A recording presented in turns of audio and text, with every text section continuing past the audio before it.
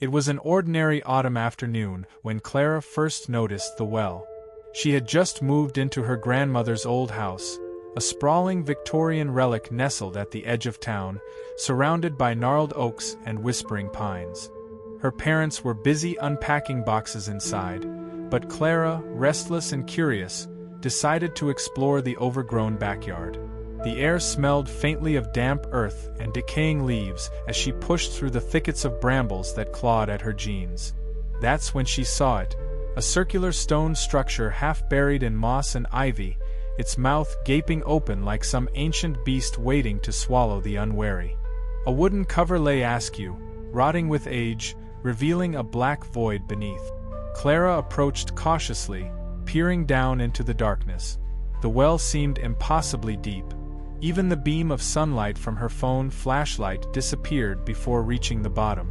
But what caught her attention wasn't the depth, it was the sound. Faint, almost imperceptible, there came a low murmur, like voices speaking too softly to understand. "Hello?" she called tentatively, leaning closer. Her voice echoed back at her, distorted and hollow, as if the well itself were mocking her. She didn't tell anyone about the well that night. Something about it felt private, as though it belonged only to her. Over the next few days, Clara found herself drawn to it again and again. Each time, the whispers grew louder, clearer. They weren't words exactly, more like fragments of sentences, overlapping and discordant. Sometimes they sounded pleading, other times angry or sorrowful. It unnerved her, but also fascinated her. She couldn't stay away. One evening, as twilight bled into dusk, Clara brought a lantern with her. The golden light flickered against the stones, casting long shadows across the clearing. She knelt beside the well, holding her breath as she listened intently. This time, the whispers coalesced into something recognizable. "Help us!" Her heart skipped a beat.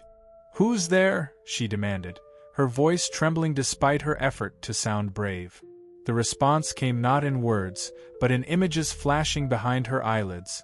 Faces twisted in agony, hands reaching upward, bodies dissolving into shadow. Clara stumbled backward, dropping the lantern. Its flame sputtered out, plunging the clearing into darkness.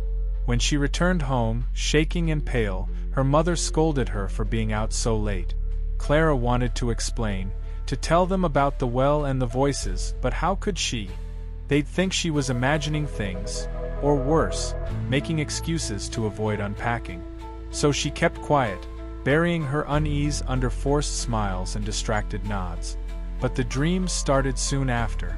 Every night, Clara descended into the same nightmare. She stood on the lip of the well, staring down into its abyssal depths. Hands reached for her, cold and skeletal, pulling her toward the darkness. She screamed, thrashed, woke up drenched in sweat, but always the dream ended the same way, with her falling, until the whispers swallowed her whole. By the third night, she couldn't take it anymore. Armed with a flashlight and a length of rope, she ventured back to the well. If this was all in her head, then confronting it would make it stop, right? The whispers greeted her immediately, louder now, more insistent. "Help us," they pleaded. "Set us free." Clara tied one end of the rope around a nearby tree trunk and secured the other around her waist. Taking a deep breath, she lowered herself into the well. The air grew colder with each passing moment, the scent of damp soil giving way to something metallic and sharp. The walls were slick with moisture, and every few feet, strange carvings etched into the stone glimmered faintly in her flashlight's beam.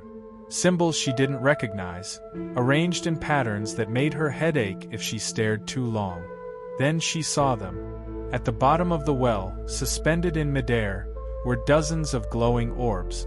They pulsed faintly like fireflies trapped in amber, and within each orb, a face stared back at her.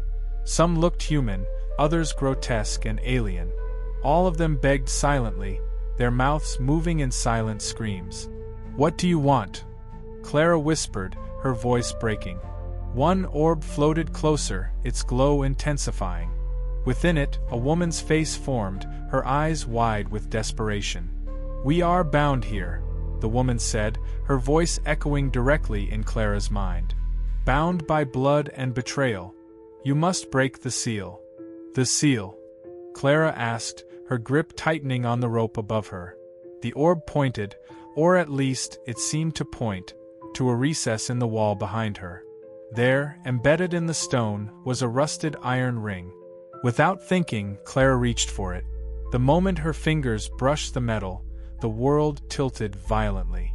Pain shot through her arm, and she heard laughter, not the cruel cackle of a monster, but the soft, chilling giggle of a child. Shadows writhed around her, forming shapes that dissolved as quickly as they appeared. The whispers became deafening, a cacophony of voices screaming in unison. And then, silence. Clara blinked, disoriented. She was no longer in the well. Instead, she stood in her backyard, bathed in moonlight. The well was gone, replaced by a patch of scorched earth. For a brief moment, relief washed over her. Whatever had been trapped inside was free now, or so she thought. But as she turned to go back inside, she realized something was wrong. The house wasn't hers anymore. The windows were dark, the paint peeling, the roof sagging under the weight of years. And standing in the doorway, silhouetted against the dim interior, was a figure. A little girl, smiling sweetly. "Thank you," the girl said, her voice high and melodic. "Now it's your turn." Before Clara could react, the ground beneath her feet gave way, and she fell into darkness once more. The last thing she heard was the familiar sound of whispers, welcoming her home. Years later, another family moved into the old Victorian house. Their daughter, a curious girl named Emily, wandered into the backyard one crisp autumn afternoon and discovered a well hidden beneath the ivy.